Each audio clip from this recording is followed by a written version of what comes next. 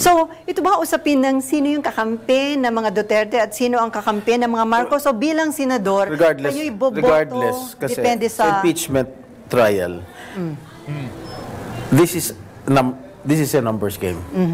This is a political issue. process. This is a political issue. This is not a legal issue. Okay. Politika ito. So this is a numbers game.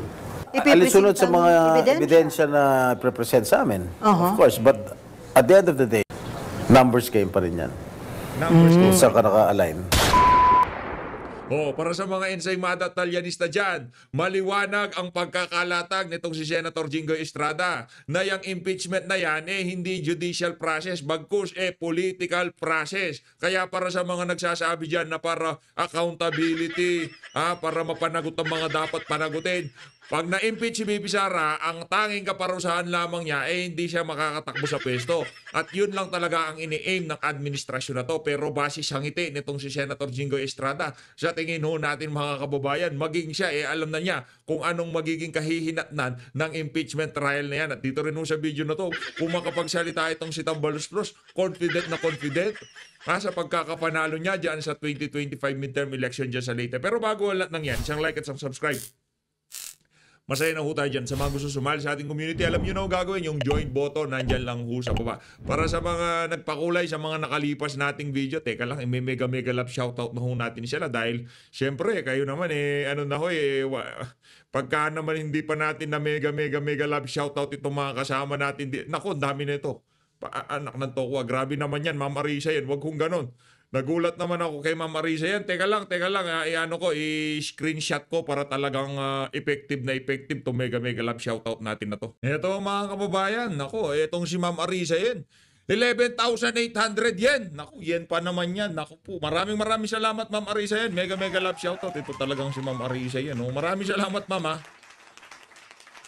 Tapos dito kay Sir Joel Arellano, mega love shoutout. Maraming salamat, Sir. Maraming salamat. Sir, 2 beses ako mag-birthday. Paano ba? hindi kababayan. Hindi nyo ba narinig? Joke lang. Hirap naman. Tumototoo kasi yung mga kasama natin dito sa PH Update Pagkasabi ko ng birthday ko, hindi, joke lang. Hindi nyo. Anyway, maraming salamat sa mga kasama natin dito sa PH Update. Dito kay sino ba to? Teka lang ho iba tayo iba. Ito. Si Jay Kagayama, maraming salamat ho. Mega love shoutout. Thank you ho Maraming salamat ho sa pag-support sa PH Update. At ito ho mega love shoutout dito kay Onielo Orbistondo, mega love shoutout ho. Maraming salamat ho sa pag-support sa PH Update. At dito kay Ma'am Minda Makasling, maraming salamat ho. Mega love shoutout. Ako naman, ibaklase talaga yung mga kasama natin dito sa PH Update. Dito, mega love shoutout kay Orlin Alores Zalasa Seward. Maraming salamat. Mega love shoutout. Ang haba ho ng pangalan yung madam. Talagang ang hirap isulat yan. Mega love shoutout din kay Ma'am Lina of KSA. Mega love shoutout. Maraming salamat to Pagbalik natin galing election, talagang kampanya, talagang walang humpay na naman mega love shoutout natin dito. Dito kay Ma'am Yamada Cherry, mega love shoutout. Naku, puro yan Parang nanonostra. Puro yan itong nababasa natin dito Mega love shoutout din dito kay Sir Raymond Federico Picar. Itong si Sir Raymond, talagang yan yung mga suking tindahan kung tawakin. Mega love shoutout sa lahat ng nagpakulay at nag-greet sa atin. Maraming salamat Mega love shoutout sa lahat. Ayun na nga, dito, rekta ho tayo dito kay Tambaloslos, Talagang yung confidence level ng mama na to, sukdulan hanggang hanggang langit Ang tindi nito, wala naman siyang kalaban, yung tipong parang nanalo siya, yung pagka-presidente. Pakinggan nyo ito mga kababayan. O talagang solido ang tiwala ng Tacloban sa inyong liderato? Ay, unang-una, mga Solido daw ang tiwala ng mga taga-Tacloban dito kay Tambaluslos. Eh, wala naman sila choice. Yun, iyang mga kababayan nga nating mga INC, eh hindi na nga sila naglagay ng kandidato diyan. Dahil ayaw nilang iboto yang si ano. Salamat sa lahat ng boto, nanyuling sa aking kandidatura. At siyempre naman na tuloy-tuloy po ang serbisyo at performance para sa primerong distrito. From Tacloban to the rest of the municipalities, we shall continue with the good works and the service that you all deserve. The service you all deserve. Ano service na ginagawa mo? Wala ka namang ginagawa dyan sa house, kundi banatan yung mga kalaban mo sa politika. Kaya hindi umuunlad yung distrito mo eh. Di ba? Yun ang laging napupuna sa'yo. Di pa tayo nagpunta dyan sa Tacloban, pero one of this day, pupunta ko tayo dyan sa lugar ni Tambaluslos para masaksiyan natin ng kung ano nga ba ang estado ng mga constituent nitong unggoy na to. Following the mandate of our President Ferdinand Marcos Jr. Ako, galit sa'yo si Marcos Jr. Balita ko, pati ang si, anong pangalan nung nung campaign manager nila, yung si... Nasa dulo na ng dila ho natin eh. Si Tiangco, si Toby Tiangco, meron daw ho siyang kinagagalitan. Hindi ko alam kung itong si Tambaluslos. Kasi base dun sa nabasa nating post, yan ho pa lang si Toby Tiangco. Congressman yan eh, hindi rin ho pala siya pumirma sa impeachment ni VP Sara.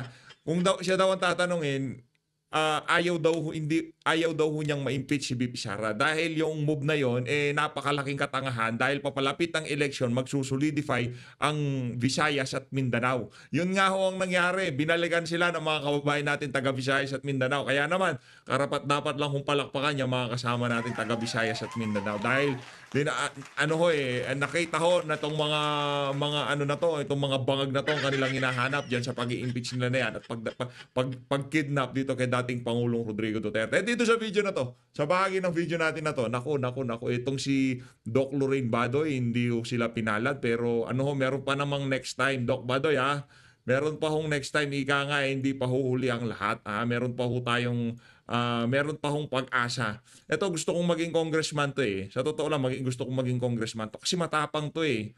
Tapos hindi basta-basta nabibili ng pera ang prinsipyo nitong si Doc Badoy. Kaya gusto natin siyang manalo sa mga susunod na panahon kung maging congressman man yan. Ikakampanya ho natin yan, yung ipanaw Talagang yun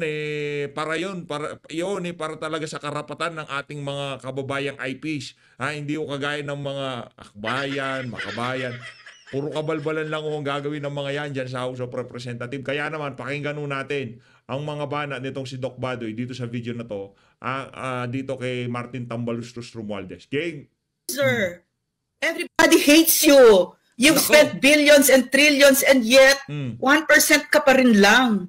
And yet yung binabayaran mo na, yung sinisiraan mo ng bilyones, trilyones, most trusted, you're such a loser, Martin. Nobody loves you. Pagka talagang uma-accent yung mga nagsasalita, pag nagsasalita ng ganyan, di trying hard, pero pag tayong bumanat ng ganyan, trying hard, you're such a loser. Diba? Yung punto pa lang, malalaman mo na, kaya di tayo English dito sa PH Update eh. Baka hindi pa tayo maintindihan. Kaya na lang, kung maaari ngang puro Tagalog, pwede nga kapangpanganin na lang natin, di ba? Kasi hindi ko kasi tayo magaling sa ganyang mga salitang ganyan. Tsaka mas nagkakaintindihan tayo sa ganito, di ba? Pero yung sila Doc Badoy, bagay sa kanila. Meron kasing mga trying hard na pa-English eh. Nakanato ko, Tagalog na, di magaling. Kagaya ko, Tagalog, di magaling. Kaya hindi ko tayo nag-i-English. Ang hirap na salita na yan. Di ba? Tagalog lang po tayo dito sa PH Update. Pero nabibili po tayo sa mga ganyang klaseng accent. Ulitin po natin Nakakabilib. Gaano kaya? Martin, you're a loser. Everybody hates you. You've spent billions and trillions and yet 1% ka pa rin lang. And yet yung binabayaran mo na, yung sinisiraan mo ng bilyones, trilyones, most trusted, you're such a loser, Martin. Nobody loves you. You know what you need to do, Martin? You should go seek professional help. because you are such a broken man, you're such a wounded man, that you've been wounding our country. You need professional help, you bastard. Hoy, Martin! Martin! Yan na nga ba sinasabi natin? Sa sobrang kakups mo, itong mga ganitong klaseng salita ang namumutawi sa bibig ng mga kababayan nating ika nga merong karga ng galit sa'yo. Kung marunong lang tayo mag-English, baka yung mga salitang binitawan nitong si Doc Badoy, yun din ang ating sasabihin eh. You're such a loser, Martin. Bastard. Ayun na nga mga kababayan, yun ang tirada nitong si Doc Badoy. Galing talaga nitong si Doc Badoy. Doc wag ko kayong umaasa ho ang sambayan ng Pilipino sa pagtakbo nitong si Vice President Sara Duterte ng pagka-presidente sa 2028 na nasa likod ho kayo at kasabay na nangangampanya dyan sa Ipanaw. Kung ano man yung party list na itayo nyo o kung ano man yan, dito sa PH Update, talagang susuportahan ko yan si Doc Badoy. Meron kaming picture niyan si Doc Badoy. Isang araw ay i-upload ko nga yan. Nakita natin yan, si Ma'am MJ, si Doc Badoy, nakadaupang palad na natin. Nakita na natin sa personally ka nga. Eto, rekta ko tayo dito sa pag-aanalisahan itong si Senator Jinggoy Estrada kaugnay sa kung ano nga ba kahihinatnan ng impeachment laban dito kay Vice President Sara Duterte. Eto, panoorin nun natin mga kababayan. Term election. Crucial po ba magiging resulta ng election lalo na pagdating sa senatorial? Yes, I think this election is very crucial, lalo na sa legislative body, sa Senate. Dahil itong napipintong impeachment trial laban kay Vice President Duterte. That's why I urge the voters to vote wisely. Pag sinabing vote wisely, ano po ba ang dapat na criteria? Ano ang dapat na ginagawa ng ating mga botante? Well, suriin nila mabuti yung mga track record ng ating mga kumakandidato sa Senado. No? Because I've been an impeachment judge noong panahon ni laban kay former Chief Justice Renato Corona. So kahit paano alam din natin yung pagpapatakbo ng impeachment court sa Senado. Sir, dapat ba unahing iboto mga abogado? Importante ba na sa impeachment trial ay may legal kumbaga, abogado at alam ang mga batas? Advantage na yun pag abogado ka. Because alam mo, kabisado mo yung batas. But of course, hindi naman ako abogado, but I have a battery of lawyers that can aid me or that can assist me in asking questions, kung basta i-brief ako sa mga articles of impeachment. So aside dun sa kaya crucial yung resulta ng senatorial elections dahil magkakaroon nga ng impeachment, dahil din po ba na ang midterm election, nagiging basihan po ba yan barometro ng ano ang mangyayari sa 2028 presidential elections? Well, alam mo, ang advantage kasi pag midterm elections, of course, ang merong advantage dyan, yung mga kandidato ng administrasyon. Of course. They have all the resources under their disposal. Kaya syempre may advantage lahat yun. Pero yun nga, dito... Grabe, yung kung yung mga nangyayari ngayong mga panahon na ito, ipinilit kasi nila yung impeachment na yan eh. Mantakin nyo, nag-uusap-usap tayo para dito sa pagpasok ng mga bagong senador. Talagang wala tayong pag-uusapan about sa ekonomiya, wala tayong pag-uusapan about sa mga kinaharap na problema ng ating bansa ngayong mga panahon na to. Focus lang sa impeachment ni VP Sara. Tapos bigla-bigla sasabihin ng Malacanang na ganito na hindi nila iniisip o hindi nila tinutulak na ma-impeach si VP Sara. Mga kababayan, kung ano man ang sabihin ng administrasyon nitong si Bangag, yun ho ang kabaliktaran na gagawin nila. Anong sinabi niya kay dating Pangulong Rodrigo Duterte? Not in a million years. Hindi makakapasok dito ang ICC. Hindi aarestuin si dating Pangulong Rodrigo Duterte. Ano ang nangyari? Kaya kung ano man ang sabihin nitong si Bangag, maniwala ko kayo sa akin, kabaliktaran niya ng talagang pinaplano ng walang yang. Kung halimbawa ang manalo, hindi majority ng administration candidates, ano ho yan? Parang sinasabi na, mahina na ang... not necessarily. Siyempre maraming mga factors yan na pwede mong i-credit. No? Of course, yung pagpapalis kay dating Pangulong Duterte. That is one major factor that might be considered by the voters. So magiging malaking factor yan, sir? I think so, for me. Itong video na to ay kasalukuyang nagkakaroon ng botohan. Kumbaga papasadahan natin para maintindihan natin kung ano nga bang mangyayari sa Senado sa mga susunod na buwan. Ngayon mga kababayan, sinasabi ng mga taga-alyansa na kesyo dahil daw sa impeachment ni VP Sara, hindi ho. Nandiyan na yung impeachment ni VP Sara, matagal nang naumpisahan yan. Pero yung sigurado natin, kahit hindi napadala sa Hague, Netherlands, itong si dating Pangulong Rodrigo Duterte, ang resulta ng eleksyon, o kung di man majority sa mga kandidato ni dating Pangulong Rodrigo Duterte nanalo, baka lahat nanalo kung sakaling hindi napadala sa Netherlands itong si dating Pangulong Rodrigo Duterte. Nakita nyo kung paano ang pagsuportang ibinigay ng ating mga kababayan dito kay Tatay Digong nung nagpunta siya sa Hong Kong. At majority sa kanyang mga pinupuntang lugar sa iba't ibang bahagi ng Pilipinas, talagang dinudumog ho pagka nandyan itong si dating Pangulong Rodrigo Duterte. Ika nga yung yung presensya niya ibang klase ho. Kaya yung pagpapadala sa Hague, Netherlands, ano ho yan, kumbaga hindi natin masasabi na yung ibang kandidato nanalo dahil sa na pag-usapan kasi marami nagal. Hindi, kung nandito si dating Pangulong Rodrigo Duterte, baka mas na-disgrasya itong mga walang iyang mga walang iyang taga-alyansa. So this early, meron ka bang fearless forecast kung sino yung mga pwedeng pumasok? Like, sa 7 ang re-election ni Senator, sir, di ba? Yes. So tingin nyo lahat papasok yun or hindi? Well, base sa survey na nababasa ko sa mga pahayagan, meron din mga hindi pumapasok sa survey. Pero ang alam kong sigurado na makakapasok sa Magic, dun sa mga re-electionists. Nandiyan si Senator Pia Cayetano, nandiyan si Senator Bong Revilla, nandiyan si Senator Lito Lapid, si Senator Bongo, si Senator Otto de la Rosa. I think... How about Senator Francis Tolentino and Amy Marcos? Medyo tagilid. Si Senator Amy Marcos still has the chance of entering the winning circle. In fairness, Ana Nostra nitong si Senator Jinggoy, yung mga kaganapan, kung ano magiging outcome nitong 2025 election. But si Senator Tolentino siguro a little push pa.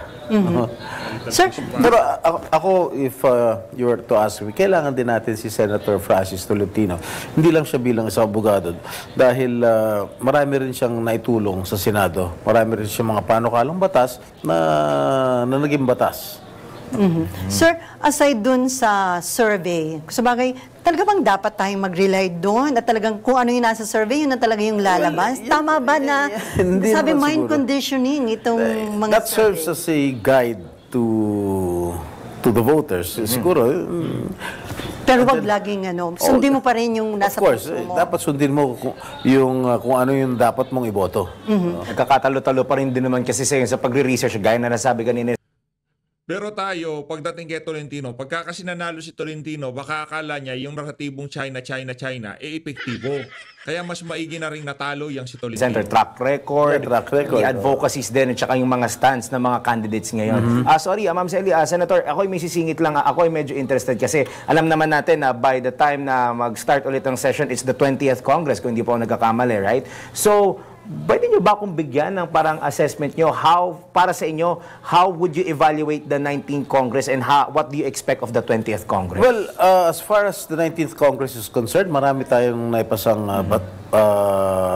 panukalang batas na naging batas under the leadership of former Senate President Mig Zubiri and under the present leadership of Senate President Chis Escudero. Lalong-lalo na during the time of Senate President Chis Escudero. Talagang, alam mo, double time kami kung magtrabaho. Alam ni Sally yan. Naabot kami ng gabi para lang maipasa lahat yung mga kailangan ipasa. Sir, balikan ko lang aside dun sa survey, malaking factor din ba yung endorsement ng mga iba't ibang religious group? Of course. Especially the INC group. Dahil black Correct. vote Of course. sila. Malaki ho mga kababayan, nakailang boto ba itong si Pastor Kibuloy? Ito magsilbing babala ito sa mga walang iya sa mga sumalbahe kay Pastor Kibuloy. Teka lang ho, tuloy lang ho natin to. Pero yung mga boto ng mga religious group, napakalaking bagay. Ngayon ho talaga, ika nga, lumabas ho kung yung mga tunay na bilang. Yung kay Pastor Kibuloy, di ko tayo naniniwala na ganun lang ho karami yung mga sa kanya, bumoto sa kanya dito sa election na to. Karamihan ho, malamang sa malamang. Talagang matinding dayaan ho nangyari dito sa 2025 midterm election. Naniniwala tayo doon. Paano mo natin hindi masasabing dayaan? Pagka binoto mo, yung 10 kandidato ni dating Pangulong Rodrigo Duterte, undervote ka na nga, i-overvote pa ng makina. Anong tawag doon? Coincidence? Maya't maya sa social media, merong nagpo-post na binoto ko yung 10 kandidato ni Tatay Digong. Hindi na ako bumoto ng iba, tapos overvote pa din. Anak ng toka. So it means kapag ikay na-endorso nung INC, malaki na yung chance mo? Or di ba may mga insidente pa rin na may in-endorse sila na hindi naman yun nananalo? Yes, meron din pagkakataon na yung mga in-endorso ng INC hindi nanalo. Katulad ko rin noong 2019. In-endorso rin ng INC pero hindi tayo pinalad. Pero itong nakaraan 2022, nung in-endorso ako ng INC, nanalo naman din tayo. Kaya malaki po ang aking pasasalamat sa ating mga kapatid na Iglesia ni Cristo. So pwede pa rin, may mga surprises pa rin sa maaring maging resulta nitong election. Yes. Yung mga hindi mo inaasahan, papasok ko, kaya hindi mo inaasahan mag number 1, number 2, biglang sila mag number 1, number 2. There's a lot of surprises. I think siguro after 7 o'clock, marami rin time mababalitaan. Siguro, I think si Congressman Marcoleta might make it. Ito mga kababayan, singit ko lang to Gusto ko lang i-emphasize itong botong nakuha nitong si Pastor Apollo Kibuloy dito sa nagdaang eleksyon. Ipagpalagay na ho nating natalo siya. Okay, ipagpalagay na natin. Wala nang nangyaring dayaan dito sa eleksyon na to. Pero ito ho ang nakuwang boto nitong si Pastor Apollo C. Kibuloy. Ngayon, para sa mga nagbabalak na tumakbo ng pagka-presidente sa 2028 presidential election, 5 million is 5 million votes. At ito sigurado natin dito mga kababayan, yung 5 million na yan, malamang sa malamang malaki pa ang nabawas diyan. Malaki pa ang ninakaw diyan sa boto na yan. Tayo, sa tingin natin kung gaano talaga karami ang bumoto kay Pastor Kibuloy, nasa 8 million. Nasa 8 million ho yan mga kababayan. Baka sobra pa, baka nasa 10 million pa yan. Nasa 10 million. O kung talagang susundin natin yung,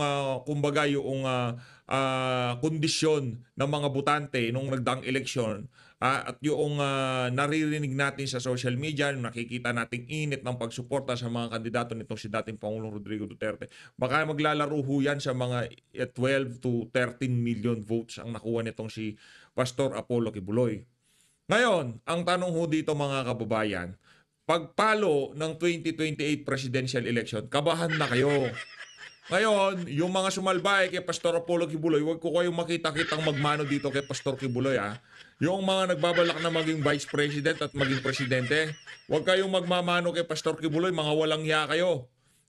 Yaang mga solido na yan, yaang 5 million vote is 5 million vote. Pagpalagay na natin, wala nang nangyaring dayaan. Okay, wala nang dayaan, pero 5 million vote is 5 million vote, 5.6 million votes. Pag presidential election, malaki ho yan mga kababayan, hindi ho biro yan. Ano bang lumitaw dito? Lumitaw dito na meron ho talagang solidong taga-suporta itong si Pastor Apollo Kibuloy. Meron ho siyang yung kongregasyon niyang KOJC. Ngayon siguro naiintindihan na ng ating mga kababayan kung bakit siya linalapitan ng mga politiko ng mga naunang panahon. At kung di nakakulong yan, malamang sa malamang, linapitan pa rin ho yan. Di ba? Yun o sinisigurado natin dito. Pagdating ng 2028 presidential election, hindi nyo ho magigiba ang KOJC. Hindi nyo mawawasak ang KOJC. Hindi nyo mapapatahimik ang KOJC. Tatahimik na lahat yan. Si KOJC hindi tatahimik yan. Yang 5.6 million na yan, napakalaking bagay ho yan. Nakananto ko, ang laki ho yan mga kababayan, yung 5 million na yan. Ano yan, butante na ng buong nung buong Mindanao, butante ng Di mo natin alam kung gaano kalaki yung mga botante doon eh. Pero yung 5.6 million na yan, malaki ho yan mga kababayan. At yung mga ganyang klaseng boto, hindi nga nanalo si Pastor Kibuloy, pero naibandera niya, na ipakita niya sa sambayan ng Pilipino na ito ang dahilan kung bakit nila ako pinupuntahan at linalapitan sa tuwing merong eleksyon. Yung kamandag ni Pastor Kibuloy talagang namamayagpag pa rin ho mapahanggang sa ngayon mga panahon na to. Gusto lang ho natin pasalamatan yung mga nagpakapagod, talagang nag-effort ng mga membro ng KOJC sa nagdang kampanya. Nakita ho natin yan. Grabe ho, makinarya, lahat talagang puro KOJC, puro SMNI yan. Ibang klase. Saludo ho tayo dyan sa organisasyon na yan. Ibang klase yung yung ibinigay na kumbaga pampataas yan ng moral eh. Paano ba namang hindi pampataas ng moral? Doon tayo sa panahon na tipong hindi ho natin malaman kung sino magiging kakampi natin diyan sa diyan sa mainstream media. Yung merong stasyon, magbabalita sa mga katotohanan. Nandyan ho ang SMNI. Pagka merong malaki ang rally para pagpakita ng suporta dito kay dating Pangulong Rodrigo Duterte, kay Vice President Sara Duterte, para punahin ang mga kabalbalan ng administrasyon na to, sino ang gumigit na? Laging nandyan ang SMNI. Laging nakakover ang SMNI. Laging nakaantabay ang KOJC. Kaya wala kayong pasalamat natin yan. Palakpakan natin ang KOJC at SMNI. Ito si Pastor Apollo Kibuloy. Ayan paalala yan. Paalala yung 5.6 million na yan. Kung gusto nyo yan, sa susunod na presidential election, alam nyo na gagawin. Diba? Ang tanong, papakinggan kaya kayo ni Pastor Kibuloy? Kasi ngayon pa lang alam na natin yung mindset,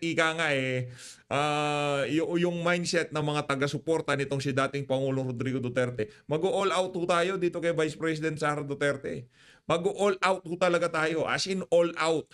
Yun na yung ating doon na natin ibubuhos lahat. Talagang umaga, tanghali, gabi, madaling araw, puro Vice President Sara Duterte. At ito paalala sa mga kasamahan nating mga nagbablog. Itong impeachment na to, i-focus ho natin.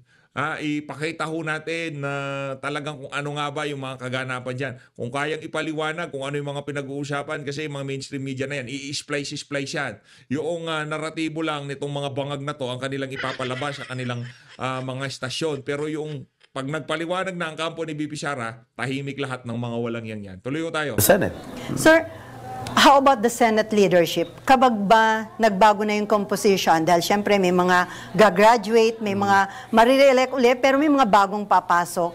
Diyan ba nakadepende kung magkakaroon ng pagpapalit sa liderato ng Senate? Well, I am still confident if after the election, I think this is my own opinion. I think Senate President Francis Chis Escudero will still be the Senate President. Why? Bakit yun ang ganung, confident? Kailangan natin for the impeachment ang isang mahusay na abogado? Kailangan abogado talaga. Ang mag-preside during the impeachment trial. Pero still, depende pa rin yan sa mapag-uusapan ng mga members, di ba? Of course. Oo, lahat, di ba, sabi nga, lahat ng nagsisenador, nangangarap maging Senate President. May challenge, So, nandun yung possibility na may mag-aspire, may challenge sa kanya sa pagiging Senate President.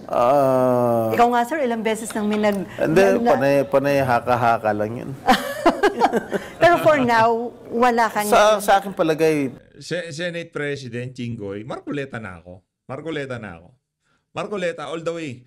Next Senate President, hindi manggagaling sa mga alyansa, hindi manggagaling sa mga datihang senador. Doon tayo sa bago.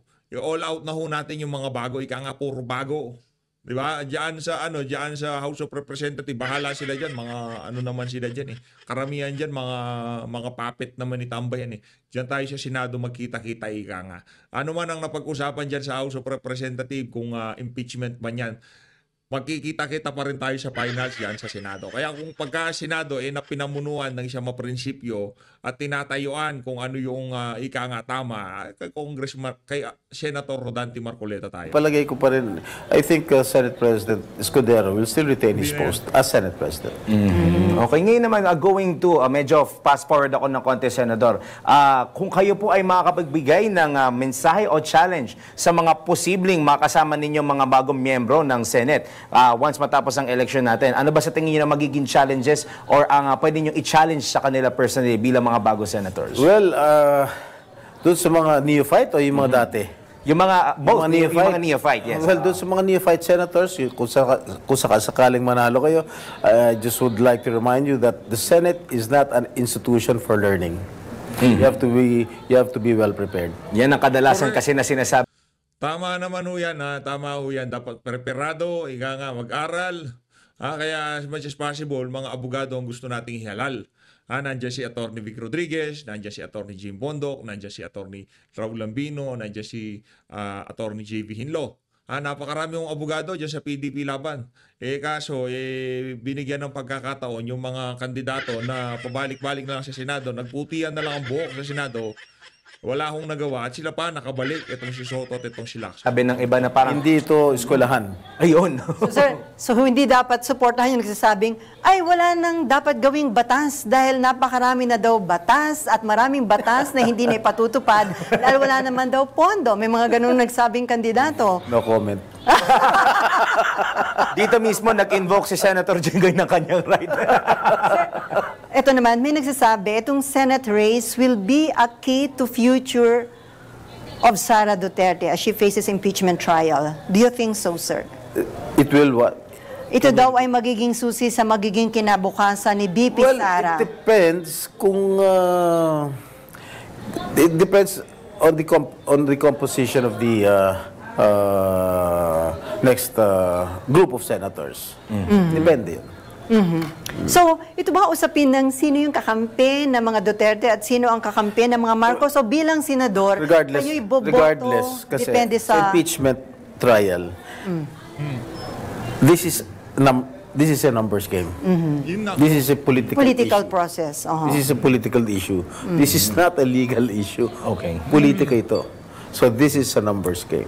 Pero still, di ba? Naliwanag ko yun, political issue. Hindi yan, hindi yung naghahanap ng hustisya. Hindi, political issue ho yan. Maniwala kayo sa hindi. Yung mga sinasabi ni Luis Tro, dapat magka-accountability. Kung naghahanap tayo ng accountability, dapat lahat ng may hawak ng confidential fund, talagang trabahuin natin. Bakit si VP lang? Kasi nga, politika yan. Ma'am Shelly, di ba? Ma'am Shelly, di ba? Ito si Ma'am Shelly, idol ko rin to eh. Di ba, Ma'am Shelly? Mga linyahan ni Ma'am Shelly, talagang kung marunong kayong bumasa ng tao, ay sabagay, kung sino naman talaga yung nakaano, ganyan naman talaga yung mga reporter. As a legislator, dapat bumoto kayo alinsunod sa mga alinsunod sa mga ebidensya na present sa amin. Of course, but at the end of the day, Itong si Ma'am Shelly, parang alam na yung mga mabibigat yung mga ebidensya ipaparada. numbers game pa rin yan. Numbers Kung saan ka naka-align. So, kaya pala, ganun kaimportante na mapanalo ay mga kaalyado, di ba? Yung halimbawa, kung sa party ni BP Sara, ang gusto ko manalo mga kaalyado ko para secured ako sa impeachment trial. Not just saka, hindi lang yung kaalyado, yung talaga mga kasi meron naman siya mga hindi kaalyado na close friends niya that are also candidates, di ba, Senator? So talagang really a numbers game indeed. Pero sir, sa ano naman, sa politika, no permanent friends, no permanent enemies. Tama ba? Yes, Of course. Very true. Kasi magugulat kayo, years after, yung mga akala mo kasama mo, Magkasangga, biglang hindi na. Sila na yung nagsisisiyan. Ayun, ay tutuloy natin siguro yung ating conversation dahil kailangan muna natin ulit maghanap. Ayun na nga mga kababayan, dito na natatapusin ang ating reaction video. Maraming salamat sa pag-support sa PH Update. Ang maliwanag ho dito, yung impeachment na yan, talagang politika ho yan. Huwag yung paniwalaan yung mga, yung mga meron sa gilid-gilid na sinasabi nila na ano yan, impeachment, basta Para yan sa accountability, transparency, para makita natin kung siya win. Hindi, politika ho yan. Gusto ho nilang pabagsakin itong si Vice President Sara Duterte. At itong mga ganitong klaseng video ang ayaw kumalat ng administrasyon ni Marcos Jr. Kaya kung gusto nyo makatulong, i-share nyo na itong video na to. Maraming salamat. Mag-ingat po kayo lahat. Mahalin natin ang Pilipinas. Mahalin natin si dating Pangulong Rodrigo Duterte, si Vice President Sara Duterte, at lahat ng sumusuporta sa mga Duterte. Maraming salamat to. Mag-ingat po kayo lahat.